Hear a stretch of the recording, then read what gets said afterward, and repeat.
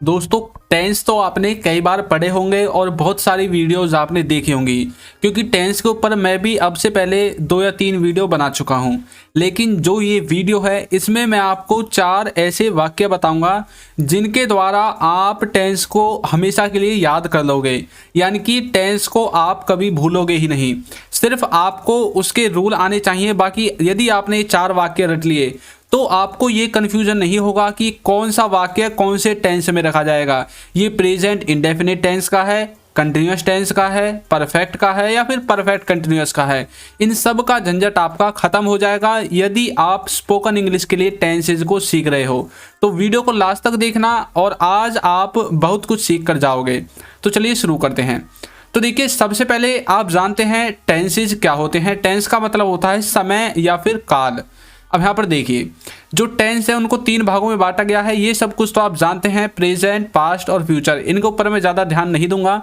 और इसके अलावा फिर इनको भी अलग से 4 भागों में डिवाइड किया गया है। ये सब भी आप जानते हैं, क्योंकि ये सब क्या है, बच्चों का काम है। इसको तो आप अपनी क्लास से ही, जब से आप स्कूल में पढ़ते थे, दूसरी तीसरी क्लास से ही पढ़ते हुए आ रहे हैं।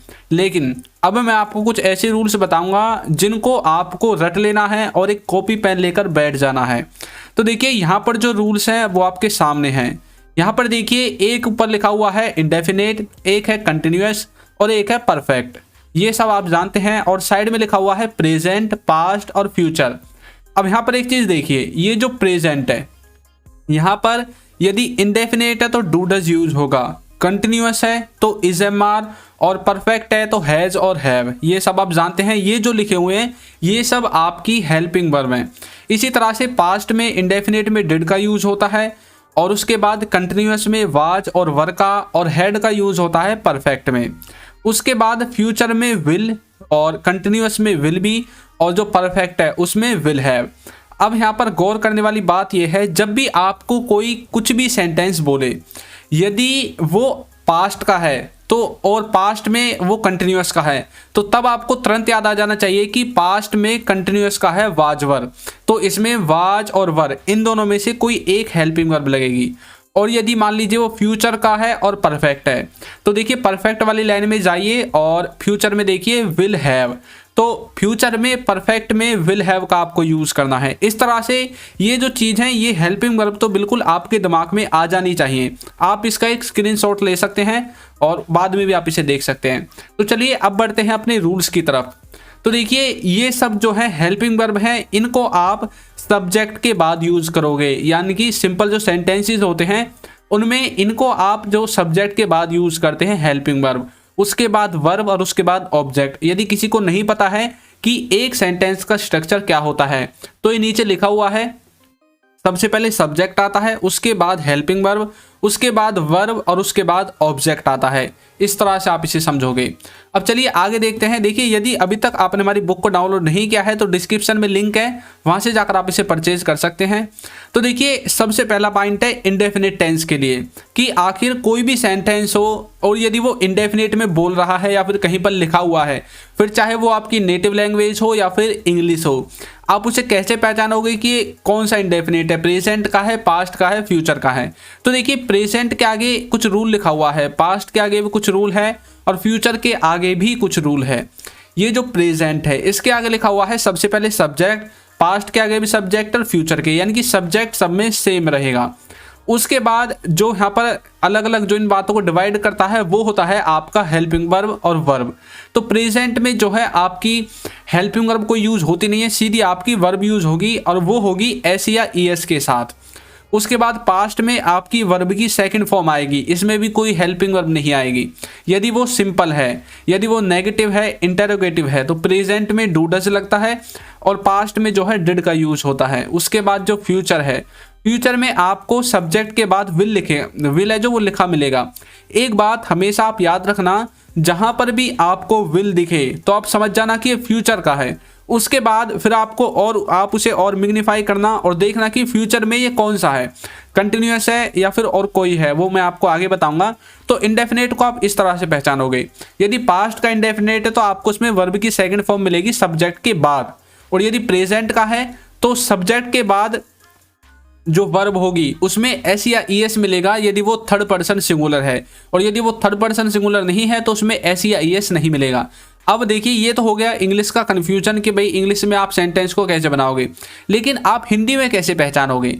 तो देखिए ये जो भी कार्य होते हैं ये सब अनिश्चित होते हैं, यानी कि इनकी कोई समय सीमा नहीं होती। जैसे यदि मैं प्रेजेंट के लिए बात बोलने लगूं, आपने स्कूल में या फिर और बहुत सारी वीडियोस में पढ़ा होगा कि कोई यूनिवर्सल ट्रुथ जो चीज़ होती है, यानी कि आपके डेली रूटीन को बताने के लिए, या फिर कोई ऐसी चीज़ें जो रोजाना होती हैं, जैसे कि वह स्कूल जाता है। अब आप इसे कैसे पढ़ते हैं, ता है, लेकिन आपको ता है नहीं देखना है, आपको ये देखना है कि डेली होता है नहीं होता। वह स्कूल जाता है, वह काम करता है, तो यहाँ पर ये कार्य क्या है, ये डेली होने वाले कार्य हैं। जो सूरज है वो डेली किससे, पूरब दिशा से निकलता है, तो मतलब ये भी डेली वाला कार्य है। तो ये सब अनिश्चित हैं। अनिश्चित क्यों, क्योंकि इनके बारे में हमें ना तो ये पता है कि ये कब खत्म होंगे, और ना हमें ये पता है कि ये कब स्टार्ट हुए थे। तो जिन कार्यों के बारे में आपको ये ना पता हो कि कब खत्म होंगे या फिर कब से शुरू हुए हैं वो, तो वहाँ पर आपको यूज करना है इंडेफिनिट टेंस का। प्रेजेंट के लिए ये हो गया, पास्ट में मतलब कि पास्ट में ही कोई कार्य खत्म हो गया है, या फिर पास्ट के किसी मतलब खत्म हुए कार्य को बताने के लिए हम पास्ट का यूज करते हैं। और फ्यूचर तो आपका शुरू होगा ही फ्यूचर में, लेकिन ये नहीं पता फ्यूचर में कब शुरू होगा, वो भी अनिश्चित है। अब यहाँ पर देखिए जिसमें लिखा हुआ है मैं देखता हूँ, तो यहाँ पर लिखा हुआ है आई वॉच। अब यहाँ पर देखिए आई के बाद मैंने वॉच में एस या ईएस नहीं लगाया, क्यों, क्योंकि ये थर्ड पर्सन सिंगुलर नहीं है। जो आई है वो आपका फर्स्ट पर्सन है। यदि थर्ड पर्सन सिंगुलर होता तो मैं इसमें एस या ईएस लगाता, यदि यहाँ पर ही होता तब मैं इसमें एस या ईएस लगाता। तो ये हो गया प्रेजेंट के लिए मैं देखता हूँ। यदि मैं बोलूँ मैंने देखा, तो आप बोलोगे आई सा, क्योंकि सा क्यों लगा, क्योंकि सी की सेकंड फॉर्म सा। तो देखिए पास्ट में जो सेकंड फॉर्म लगेगी तो जो वर्ब है उसकी सेकंड फॉर्म लगानी है, तो आई सा मैंने देखा। मैं देखूंगा तो कैसे बोलोगे, आई विल सी, सब्जेक्ट है आई, विल आपका लग जाएगा हेल्पिंग वर्ब के रूप में, और वर्ब की फर्स्ट फॉर्म यानी कि सी, मैं देखूंगा, इस तरह से। या फिर आप वाच का यूज भी कर सकते हैं, यदि आप टीवी वगैरह की बात कर रहे हैं, वाच और सी इन दोनों में से किसी का यूज कर सकते हैं। इस तरह से आपको इंडेफिनिट टेंस को समझना है। अब देखिए नेक्स्ट है आपका कंटिन्यूअस टेंस। कंटिन्यूअस टेंस को आप कैसे पहचानोगे, तो यहाँ पर देखिए सबसे पहले लिखा हुआ है प्रेजेंट, पास्ट और फ्यूचर। अब ये जो है ये क्या है, ये कंटिन्यूअस टेंस का मतलब है फॉर रेगुलर वर्क्स, यानी कि जो कार्य आपके लगातार चलते रहते हैं, या वो कार्य प्रेजेंट में रेगुलर चल रहे हैं, या फिर वो पास्ट में रेगुलर चल रहे थे, या फिर फ्यूचर में रेगुलर चल रहे होंगे। आपको कोई भी ऐसा कार्य हो सकता है जो कि प्रेजेंट में रेगुलर चल रहा है, जैसे कि ये वीडियो जब आप देख रहे हो तो रेगुलर चल रही है, तो ये प्रेजेंट का कंटिन्यूअस है। कोई कार्य पास्ट में कंटिन्यूटी में था, जैसे कि वह खाना बना रही थी, मतलब खाना बनाने का काम पास्ट में रेगुलर चल रहा था। वह भाग रहा था, मतलब भागने का काम पास्ट में रेगुलर चल रहा था। तो जो कार्य पास्ट में रेगुलर था वो पास्ट कंटिन्यूअस, जो प्रेजेंट में कंटिन्यूअस है वो प्रेजेंट कंटिन्यूअस, और जो फ्यूचर में कंटिन्यूटी से चल रहा होगा वो फ्यूचर कंटिन्यूअस। इस तरह से आपको कंटिन्यूअस को समझना है। अब यहाँ पर देखिए सबसे पहले सब्जेक्ट आता है, उसके बाद हेल्पिंग वर्ब, उसके बाद वर्ब में आईएनजी। ये इसका मेन पॉइंट है कि वर्ब में, फ्यूचर में, या फिर प्रेजेंट में, या फिर पास्ट में कोई भी कंटिन्यूअस हो, सब के साथ वर्ब के साथ आईएनजी आएगी। जो भी आपकी वर्ब होगी यदि उसमें आपको आईएनजी दिखे और उसके साथ आपको ये जो हेल्पिंग वर्ब है, प्रेजेंट के लिए इजेमार, पास्ट के लिए वाजवर और फ्यूचर के लिए विल बी, ये मैंने आपको शुरुआत में ही बता दी थी कि प्रेजेंट में कंटिन्यूअस में हमेशा इज एम आर लगेगा, इसके अलावा और कुछ नहीं लगेगा। आप चाहे गूगल पे देख लो, कहीं पर भी कुछ भी पढ़ो, अगर आपको वहाँ पर मतलब इससे कुछ अलग चीज़ मिलती है तो मतलब वो गलत है। ये बात अपने दिमाग में बिठा लो आप कि प्रेजेंट में इज एम आर ही यूज होगा कंटिन्यूअस में और हेल्पिंग वर्ब के रूप में, और पास्ट में यूज होगा वाजवर, और फ्यूचर में विल बी, और उसके बाद हमेशा वर्ब की जो फर्स्ट फॉर्म है उसके साथ आईएनजी आएगी। इससे आप पहचान सकते हैं। देखिए यहाँ पर मैं आपको एक्टिव वॉइस के बारे में बता रहा हूँ, ये पैसिव वॉइस के बारे में मैं आपको नहीं बता रहा। पैसिव वॉइस के बारे में किसी दिन मैं स्पेशल वीडियो बनाऊंगा। ये सब एक्टिव वॉइस वाली सेंटेंसेज हैं। तो इस तरह से आपको जो है कंटिन्यूअस टेंस को समझना है। और सबसे लास्ट में ऑब्जेक्ट। अब बहुत से बच्चों को यही समझ में नहीं आता कि ये ऑब्जेक्ट क्या है। तो देखिए ऑब्जेक्ट वो चीज़ है जिस पर आप काम करते हैं, उसको आप ऑब्जेक्ट कहते हैं। अब देखिए जैसे एग्जांपल है, मैं बोल रहा था। अब ये मैंने पास्ट के लिए लिख दिया क्योंकि ये देखिए मैं बोल रहा था मतलब पास्ट में ये क्रिया रेगुलर हो रही थी, पास्ट में ये काम रेगुलर हो रहा था मेरे द्वारा, क्योंकि मैं बोलने का काम पास्ट में रेगुलर कर रहा था। तो आई वाज स्पीकिंग, तो देखिए वाज क्यों आया, क्योंकि पास्ट का है और पास्ट में हमेशा हेल्पिंग वर्ब लगेगी वाज और वर में से। यदि ये प्रेजेंट का होता तो यहाँ पर कुछ भी चेंज नहीं होता, सिर्फ हेल्पिंग वर्ब चेंज होती, इज एम आर इनमें से कोई एक आती, आई एम स्पीकिंग मैं बोल रहा हूं इस तरह से। और यदि ये फ्यूचर का होता तो यहां पर आपको विल भी लगाना पड़ता, आई विल बी स्पीकिंग मैं बोल रहा होऊंगा मतलब फ्यूचर में। तो इस तरह से आपको कंटिन्यूस को समझना है, किसी भी रहा था रहे थे इस चीज़ों को मत समझो, आपको सिर्फ ये चीज़ समझनी जो मैं आपको बता रहा हूँ। रेगुलर वर्क होना चाहिए, या वो प्रेजेंट का हो, पास्ट का हो, फ्यूचर का हो, वो रेगुलर अवस्था में होना चाहिए, उसी हिसाब से आप उसे ट्रांसलेट कर देना। स्ट्रक्चर आपके सामने है। अब देखिए नेक्स्ट है आपका परफेक्ट टेंस। परफेक्ट टेंस को आप कैसे समझोगे? परफेक्ट टेंस समझने के लिए फिर से 3 वाक्य हैं, क्योंकि प्रेजेंट, पास्ट और फ्यूचर 3 ही तरह के टेंस होते हैं। अब देखिए ये जो परफेक्ट टेंस होता है ये क्या होता है। अब सबसे पहले देखना ये जो प्रेजेंट है, पास्ट और फ्यूचर है, प्रेजेंट में परफेक्ट टेंस को आप कैसे पहचानोगे? देखिए यहाँ पर लिखा हुआ है for finished and started works. अब इसका मतलब क्या है? इसका मतलब ये है for finished and started works, मतलब कि कोई कार्य या तो खत्म हो चुका है या फिर शुरू हो चुका है, 2 ही चीज हो सकती हैं। अब देखिए यहाँ प्रेजेंट में हमेशा 2 ही चीजें आपको मिलेंगी, या तो आपको कोई कार्य खत्म होता दिखाई देगा या फिर कोई कार्य शुरू होता दिखाई देगा, बस। इसके अलावा और जो तीसरी चीज है वो होती है कंटिन्यूटी की, या फिर वो भी हो ही रहा है।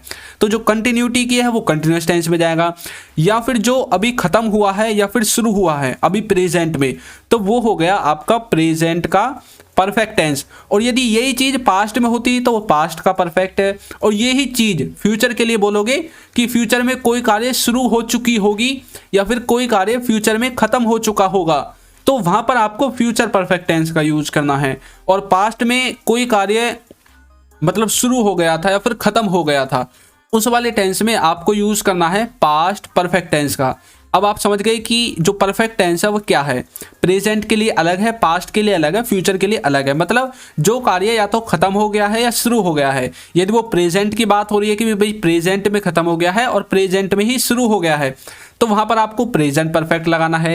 यदि पास्ट की बात हो रही है कि पास्ट में ही खत्म हो गया है या फिर पास्ट में ही शुरू हो गया है, तो वहां पर आपको पास्ट परफेक्ट लगाना है। और यदि यही बात आपको फ्यूचर की तरफ दिखाई दे रही है कि फ्यूचर में ही शुरू होगा और फ्यूचर में ही खत्म हो जाएगा, तो वहां पर आपको यूज करना है फ्यूचर परफेक्ट का। अब देखिए यहां पर ये जो स्ट्रक्चर है, आप परफेक्ट टेंस को कैसे पहचानोगे? आपके सामने स्ट्रक्चर है, सबसे पहले सब्जेक्ट है, उसके बाद हेल्पिंग वर्ब है, उसके बाद वर्ब की थर्ड फॉर्म है। ये इसका मेन पॉइंट है कि परफेक्ट टेंस में हमेशा वर्ब की थर्ड फॉर्म आएगी, ये बात हमेशा आपको याद रखनी है। और उसके बाद ऑब्जेक्ट। अब हेल्पिंग वर्ब कौन कौन सी आएंगी? तो देखिए सबसे ऊपर प्रेजेंट में आएगी हैज और हैव, इन दोनों में से कोई एक। पास्ट में आएगी हैड और फ्यूचर के लिए आएगी विल हैव। इस तरह से आपको समझना है। अब भाई देखिए हैड तो आप सबके साथ यूज कर सकते हैं, विल हैव भी अकेला है इसलिए इसे भी आप सबके साथ यूज कर सकते हैं। आप इनको अलग अलग मत समझना, विल और हैव ये दोनों एक साथ है, कंबाइन है, अलग अलग नहीं है। और उसके बाद है हैज और हैव, इनमें आपको कंफ्यूजन होता है कि किसके साथ किसको यूज करें। तो जो हैज है वो यूज होगा थर्ड पर्सन सिंगुलर के साथ, और बाकी जितने भी बच जाते हैं सबके साथ आपको हैव का यूज कर देना है। इस तरह से आप इसे समझोगे। समझ गए? अब देखिए इसका एग्जाम्पल, वह जा चुका है, तो कैसे बोलोगे? He has gone. अब ही क्यों लिखा? ही के साथ हैज क्यों लिखा? तो देखिए ही आपका थर्ड पर्सन है, वह मतलब ही कौन है? कोई लड़का है, वह जा चुका है इसलिए हमने ही लिखा। तो थर्ड पर्सन सिंगुलर के साथ आपको हैज का यूज करना है। तो ही थर्ड पर्सन है और ऊपर से सिंगुलर है, तो इसलिए हमने इसमें हैज का यूज किया। यदि हम बोलते वह जा चुका था तो आपको बोलना है ही हैड गॉन। यदि हम बोलेंगे कि वह जा चुका होगा, मतलब जाने के कार्य को वो फ्यूचर में कंप्लीट कर चुका होगा, तो आपको बोलना है ही विल हैव गॉन। इस तरह से पास्ट में कर चुका मतलब पास्ट में खत्म कर चुका था तो आपको हैड का यूज कर देना है। प्रेजेंट की बात है तो आपको हैज और हैव में से कोई एक लगा देना है। इस तरह से आपको परफेक्ट टेंस को समझना है। तो हमारे अब तक 3 चीजें खत्म हो गई हैं, 3 रूल खत्म हो गए। अब है हमारा 4th यानी कि last rule, perfect continuous tense. ये जो कंटिन्यूअस है इसको मैंने शॉर्ट फॉर्म में लिख दिया है क्योंकि स्क्रीन पर जगह नहीं थी। तो इसको आप कैसे पहचानोगे? तो देखिए कुछ आपके सामने लिखा हुआ है प्रेजेंट, पास्ट और फ्यूचर के आगे यहाँ पर लिखा हुआ है फॉर पास्ट, प्लस लगाकर लिखा हुआ है प्रेजेंट कंटिन्यूअस। अब इसका मतलब क्या है? इसका मतलब है पास्ट, मतलब कि कोई कार्य पास्ट में शुरू हुआ और उसके बाद यहाँ पर लिखा हुआ है प्रेजेंट कंटिन्यूअस। इसका मतलब है प्रेजेंट कंटिन्यूअस का, आप देख कंटिन्यूअस, प्रेजेंट को भूल जाइए, कंटिन्यूअस देखिए। कंटिन्यूअस का मतलब है जो कार्य रेगुलर है, यही तो है कंटिन्यूअस का मतलब। और पास्ट में स्टार्ट हुआ, मतलब प्रेजेंट के लिए परफेक्ट कंटिन्यूअस क्या है? प्रेजेंट के लिए परफेक्ट कंटिन्यूअस वह है जो पास्ट में किसी समय शुरू हुआ, उसके बाद वो अभी प्रेजेंट के कंटिन्यूअस में रेगुलर चल रहा है। जैसे कि वह सुबह से टीवी देख रहा है। अब देखिए सुबह तो पास्ट हो गया क्योंकि ये जो टाइम है वो बीत चुका है, सुबह का टाइम बीत चुका है, तो सुबह आपका पास्ट है। तो वो सुबह से टीवी देख रहा है, मतलब अभी भी वो टीवी देख रहा है, मतलब अभी भी कोई कार्य चल रहा है, इसका मतलब है कि वो प्रेजेंट कंटिन्यूअस है। और पास्ट में वो कार्य शुरू हुआ, इसका मतलब है कि वो पास्ट का इंडेफिनेट आप इस तरह से लगा सकते हैं। अब यहाँ पर देखिए पास्ट में शुरू हुआ और प्रेजेंट कंटिन्यूअस मतलब अभी भी चल रहा है, तो मतलब ये क्या हो गया? ये हो गया प्रेजेंट का परफेक्ट कंटिन्यूअस टेंस। इसी तरह से कोई पास्ट में शुरू हुआ और पास्ट में ही कंटिन्यूटी में रहा और पास्ट में ही खत्म हो गया, क्योंकि भाई पास्ट का तो मतलब पूरा सेंस ही पास्ट में रहेगा, प्रेजेंट से कोई लेना देना नहीं है। कोई चीज़ पास्ट में शुरू हुई और पास्ट में ही कुछ टाइम चलकर खत्म हो गई, वहां पर आपको पास्ट का परफेक्ट कंटिन्यूअस यूज करना है। और यदि यही प्रोसेस आपका फ्यूचर के लिए होगा कि फ्यूचर में किसी समय में शुरू होगा और कुछ समय चलकर खत्म हो जाएगा, तब आपको फ्यूचर परफेक्ट कंटिन्यूअस का यूज करना है। इस तरह से आप समझोगे। अब देखिए यहाँ पर स्ट्रक्चर देखिए, इसका जो स्ट्रक्चर है वो आपका परफेक्ट और कंटिन्यूअस इन दोनों से मिलकर बना है। देखिए परफेक्ट में आप यूज करते हैं प्रेजेंट में हैज और हैव का, और पास्ट में यूज करते हैं, देखिए आपके सामने लिखा हुआ है, पास्ट में यूज करते हैं हैड का और फ्यूचर में विल हैव का। अब यदि प्रेजेंट का परफेक्ट है तो आपको प्रेजेंट के परफेक्ट को यूज करना है हेल्पिंग वर्ब में, और जो कंटिन्यूअस है, क्योंकि ये देखिए परफेक्ट कंटिन्यूअस टेंस यानी कि प्रेजेंट परफेक्ट कंटिन्यूअस टेंस, तो परफेक्ट की तो यूज होगी हेल्पिंग वर्ब और कंटिन्यूअस की यूज होगी वर्ब, जो मेन वर्ब है आपकी। तो देखिए यहाँ पर सबसे पहले सब्जेक्ट, उसके बाद हेल्पिंग वर्ब, और उसके बाद जो बीन है ये आपका रेड कलर में लिखा हुआ है, इसको आपको गौर से देखना है। उसके बाद बीन आएगा, उसके बाद वर्ब और उसके बाद आईएनजी, क्योंकि मैंने बताया था कंटिन्यूअस की वर्ब लगेगी इसमें, तो कंटिन्यूअस में लगती है वर्ब के साथ आईएनजी। उसके बाद सिंस और फॉर आपको लगाना है। सिंस लगाना है जो कार्य निश्चित है, मतलब जो समय ड्यूरेशन को नहीं बताता बल्कि कार्य कब से शुरू हुआ या कब के बारे में हम बात करें उसको बताता है।